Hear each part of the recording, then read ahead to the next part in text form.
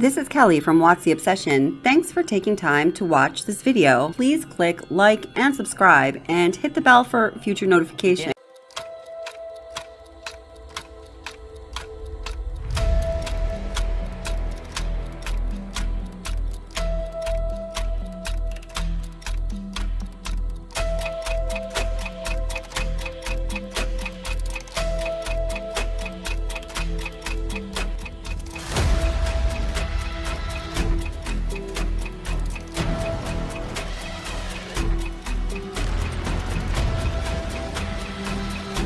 Well, good morning, Eva. Bryan Kohberger's attorneys say his alibi will prove not exactly where he was the night of the murders, but where he was not, the crime scene.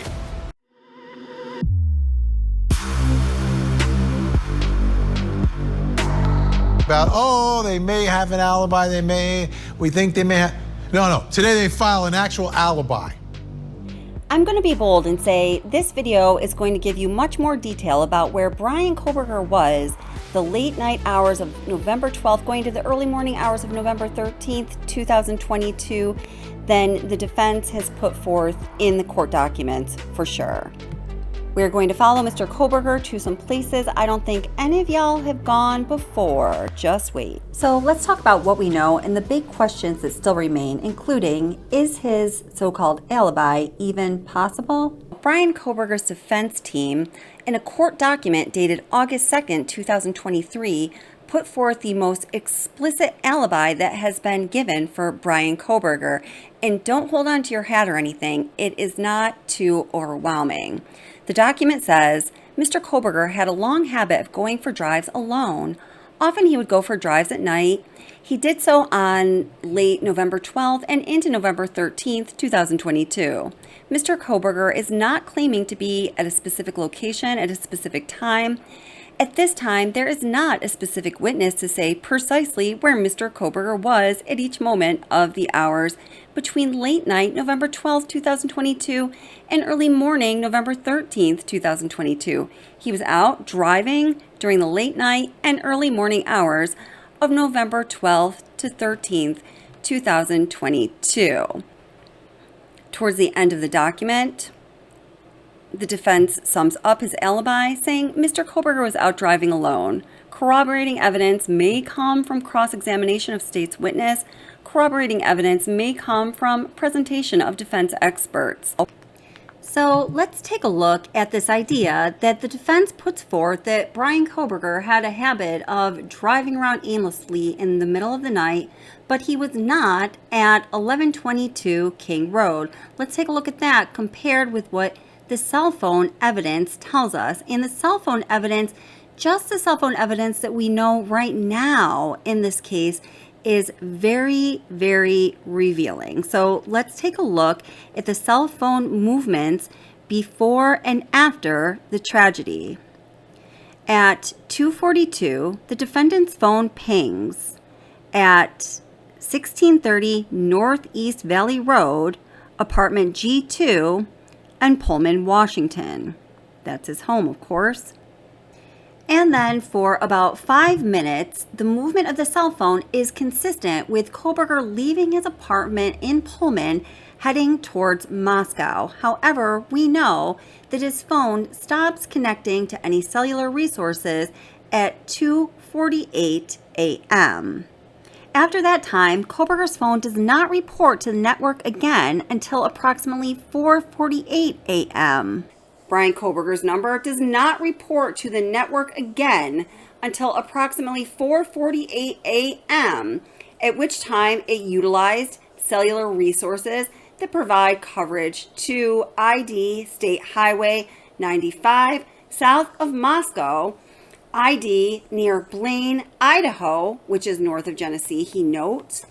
Between 4:50 a.m. and 5:26 a.m., the phone utilizes cellular resources that are consistent with the number of Bryan Kohberger traveling south. The ID is State Highway 95 to Genesee, Idaho, then traveling west towards Uniontown, Idaho, and then north back into Pullman.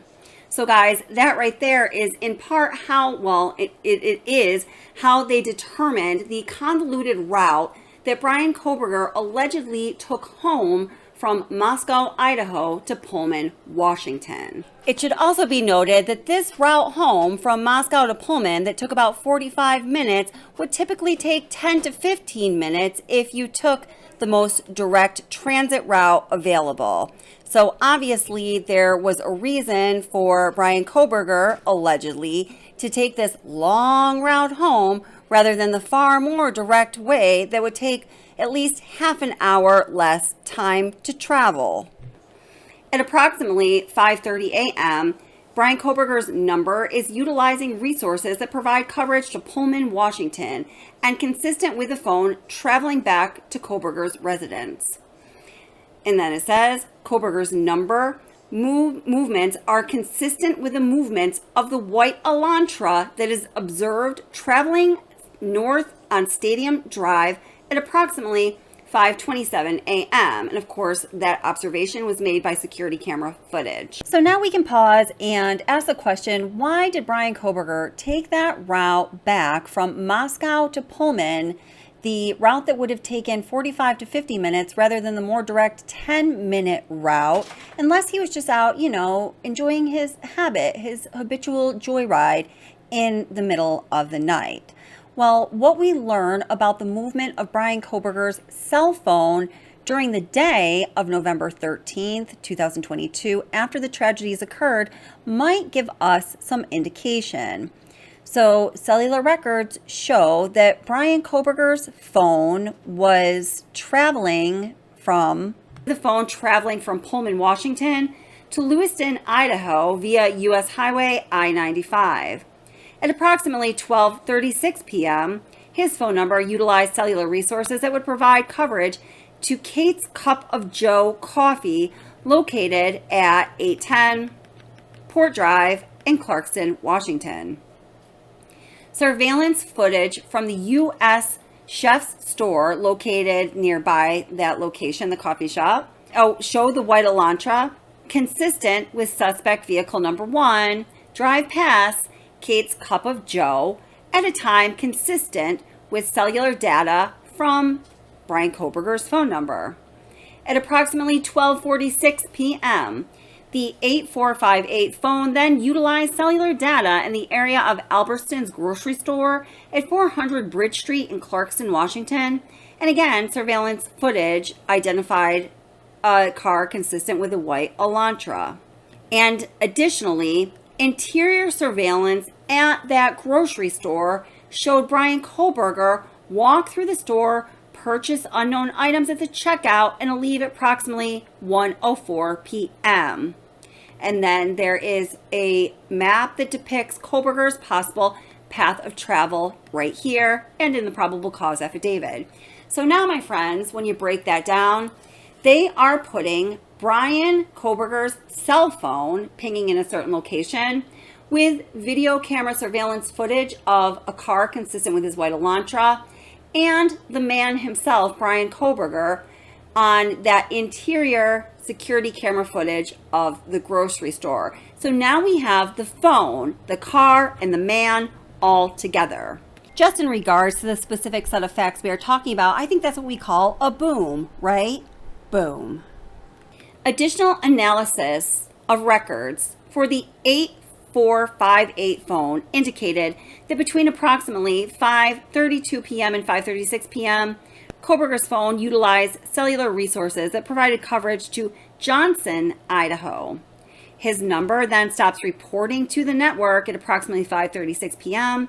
to 8:30 p.m., and that's consistent with the phone being in the area that his phone traveled in the hours immediately following the suspected time the homicides occurred. So now what's happening is they are putting Bryan Kohberger in a location earlier in the evening on November 13th, 2022, with his phone turned off for a couple hours, that is the same location that went along that convoluted route that Bryan Kohberger took home from Moscow, Idaho to Pullman, Washington in the early morning hours of November 13th after the quadruple homicides. So what exactly was Bryan Kohberger doing there in that exact same location for a couple hours with his phone turned off? This is definitely a very interesting place to go for a joyride in the middle of the night. And then again, the next day, the early evening, just a few hours after, with both of these joyriding events, bookending a horrific tragedy that occurred less than 10 miles away from his home. Pretty curious, don't you think? So this area that Bryan Kohberger drove through from Moscow back to Pullman, that convoluted 45 to 50 minute route rather than the direct 10-minute route, is the same place where his phone turned off for 3 hours from 5:36 p.m. the evening of November 13th for approximately 3 hours. It goes through what's known as the Lewiston-Clarkston Valley. And guys, this terrain is truly ranging and at times raw, and it really does go through the middle of nowhere. I mean, if you were looking for a place to lose evidence or a weapon that could connect you to an atrocious crime that was just committed, this just might be the place to do it. So let's take a look at this area that Kohberger drove through on his way back from Moscow to Pullman while he was joyriding, apparently. The 12th going into the 13th, and then that same area where his phone turned off for 3 hours the evening of the 13th, later in that day after those atrocities were committed. Police say cell phone records show the suspect traveled roughly 35 miles away from Pullman hours after the students were killed, along Highway 195 to Clarkston, Washington. Unnerving for people who live in the small riverside communities of Clarkston and Lewiston, Idaho, about 30 minutes away from Moscow. Yeah, it's just bizarre. I can't believe it so soon after the murder. It just kind of wonder what he was doing down here. We've learned some of Kohberger's activities while he was in the Lewiston-Clarkston area. Around 12:36 on November 13th, investigators report his phone used cell resources near Kate's Cup of Joe on Port Drive in Clarkston. Employees at the coffee stand didn't want to comment on the case, but we do know from the affidavit, investigators were able to pull surveillance video from the neighboring chef store that show a white Elantra in this area around that time. And I want to provide some context. This area is just across the street from a popular Walmart, so this street, Port Drive, it's a busy one.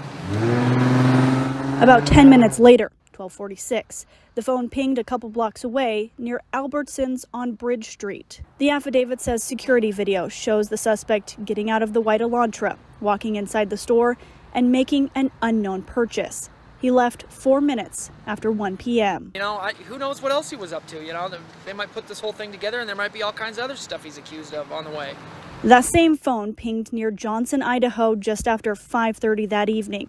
The phone stopped reporting to the network from 5:36 to 8:30 p.m. The suspect's phone connected to a cell tower servicing the Moscow area on November 14th, but investigators don't believe the phone was in Moscow at that time. The phone didn't connect to any towers in Moscow since then. It's definitely freaky. I mean, it's concerning just because, I don't know, it seems like I understand they were trying to build their case against him or whatever, but it's freaky that he was able to get so far to the other side of the country.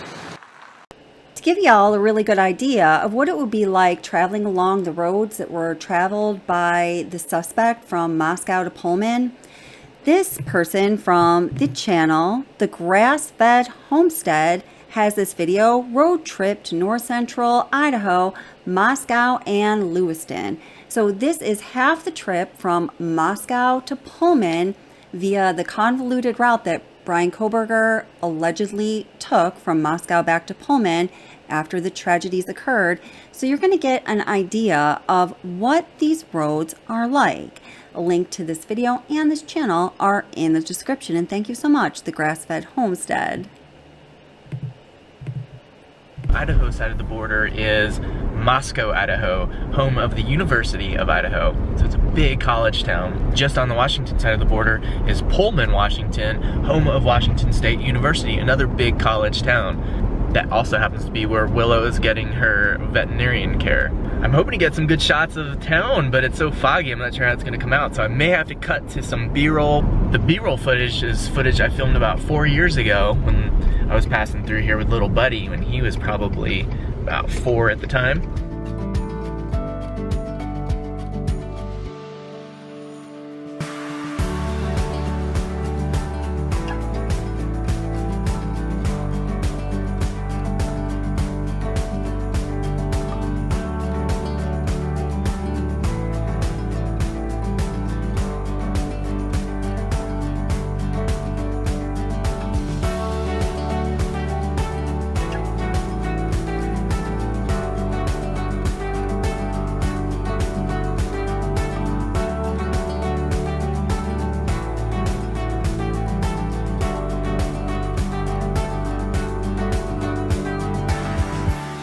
Back behind me over here is the town of Lewiston. To get down there, you gotta go down a pretty steep grade. You can see the river here behind me. I know the sun angle's terrible right now because the sun's behind me, but it's the only way I can show you the town behind me. The river that you see here behind me is actually the river that Lewis and Clark came through on the expedition. So this river's running west, but there's another river that's runs south off of that called the Snake River. And back in 2011, when little buddy was about 7 months old, he and I took a boat trip down that river.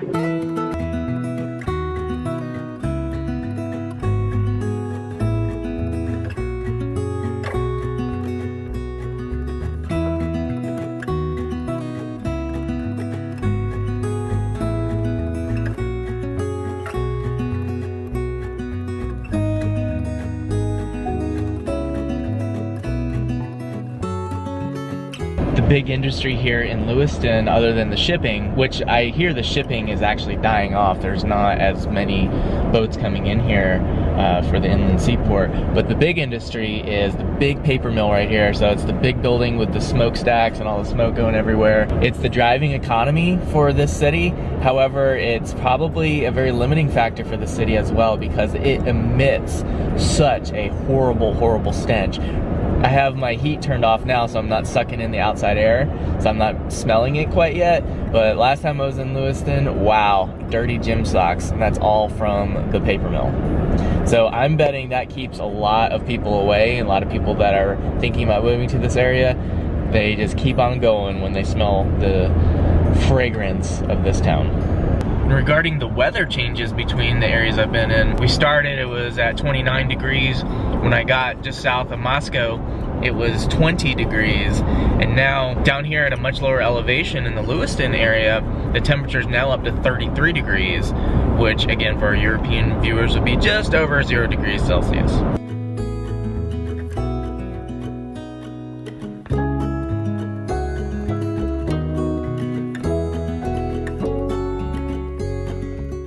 I almost made it to the traditional Catholic homestead. I'm following Dave right now because my GPS doesn't work and I don't know how to get there otherwise. So I'm following him in the rest of the way. We'll be there momentarily. It is just like a sea of snow out here.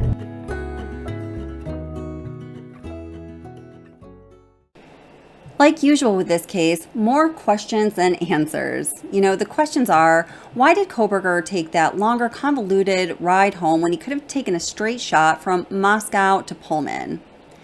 Is what we know based on Kohberger's location from locating his cell phone through cell phone tower triangulation and other means, including security camera footage, is that consistent with Kohberger's alibi that he enjoys driving around in the middle of the night, and that's what he was doing on the evening of November 12th going into November 13th, but was not at 1122 King Road? And also, given the route that you've seen that Kohberger took to drive home from Moscow to Pullman, with the mountains and rivers and valleys and barren lands and twists and turns and ranging elevation, do you think that is a perfect place to ditch incriminating evidence, possibly a weapon that would link you to the quadruple homicides of 4 college students in Moscow, Idaho. Please leave a comment letting us know what you think. We all want to know what you think. Please hit like and subscribe and check out that bell for future notifications from this channel. We definitely want you to be part of the community, and thanks so much for watching.